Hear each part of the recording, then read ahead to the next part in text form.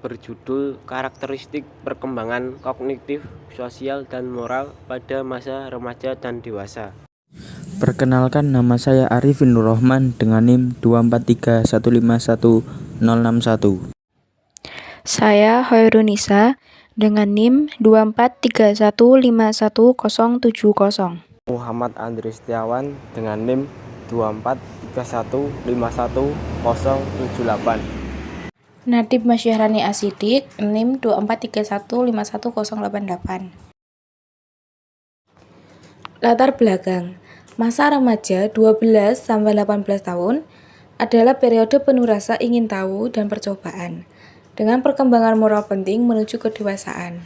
Masa dewasa awal 18-30 tahun adalah fase penyesuaian diri, kemandirian, dan pencarian identitas, di mana hubungan interpersonal dan keterlibatan sosial menjadi fokus utama.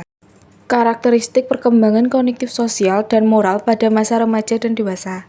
Masa remaja dan dewasa merupakan fase penting dalam perkembangan manusia, dengan tantangan unik yang memerlukan pemahaman mendalam tentang perkembangan kognitif, sosial, dan moral. Dengan memahami karakteristik perkembangan di kedua tahap ini, pendidik, orang tua, dan konselor dapat memberikan dukungan yang tepat untuk membantu individu mengatasi perubahan dengan percaya diri dan mencapai potensi maksimal.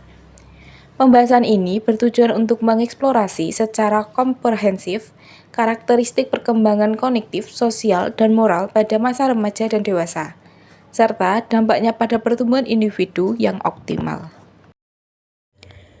Adapun teori menurut Piaget, yaitu tentang perkembangan kognitif yang dipengaruhi oleh dua jenis pengalaman.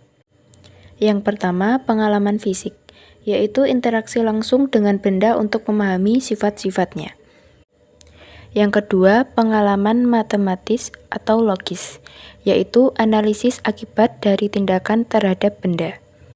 Selain itu, Piaget menekankan pentingnya mekanisme internal, yaitu equilibrium, sebagai proses penyesuaian diri terhadap tantangan eksternal. Faktor emosional juga berperan dalam perkembangan kognitif, khususnya dalam memotivasi individu untuk belajar dan berkembang. Selanjutnya, pada masa remaja terjadi 3 perubahan utama dalam cara berpikir. Yang pertama, remaja mulai memikirkan masa depan dan berbagai kemungkinan, serta menyadari bahwa pemahaman mereka tentang dunia itu terbatas. Hal ini mempengaruhi cara mereka mengambil keputusan. Yang kedua, kemampuan berpikir abstrak meningkat dan digunakan dalam penalaran logis. Yang ketiga, remaja mulai merefleksikan proses berpikir mereka sendiri, atau metakognisi, yang memungkinkan analisis diri yang lebih mendalam. Sedangkan menurut Erikson, perkembangan psikososial pada masa dewasa memiliki 3 aspek utama. Yang pertama, keintiman, yaitu kemampuan untuk membangun hubungan yang dekat dan bermakna dengan orang lain. Yang kedua, generativitas, yaitu dorongan untuk memberikan kontribusi pada masyarakat dan membantu generasi selanjutnya. Dan yang ketiga atau yang terakhir, integritas, yaitu refleksi terhadap makna hidup dan penerimaan diri serta pengalaman yang telah dialami. B. Faktor yang mempengaruhi perkembangan kognitif pada masa remaja dan dewasa. 1. Faktor identitas atau keturunan. Potensi bawaan yang dibawa sejak lahir dan dipengaruhi oleh faktor genetik. 2. Faktor lingkungan, pengalaman dan pengetahuan yang diperoleh dari lingkungan sekitar.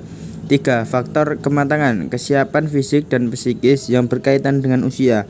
4. Faktor organ, fisik dan psikis, kesiapan organ dalam mengembangkan kemampuan.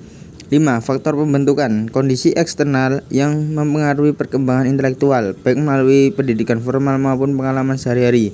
6. Faktor minat dan bakat, potensi bawaan yang perlu dikembangkan dan dilatih. 7. Faktor kebebasan, keleluasaan dalam berpikir untuk memecahkan masalah. Kesimpulan, masa remaja dan dewasa memiliki karakteristik perkembangan kognitif, sosial, dan moral yang kompleks dan saling berkaitan, serta dipengaruhi oleh faktor-faktor seperti pengalaman sosial, lingkungan keluarga, dan proses belajar formal maupun informal. Oleh karena itu, pemahaman yang mendalam tentang tahapan perkembangan ini sangat penting bagi pendidik dan orang tua untuk memberikan dukungan yang sesuai.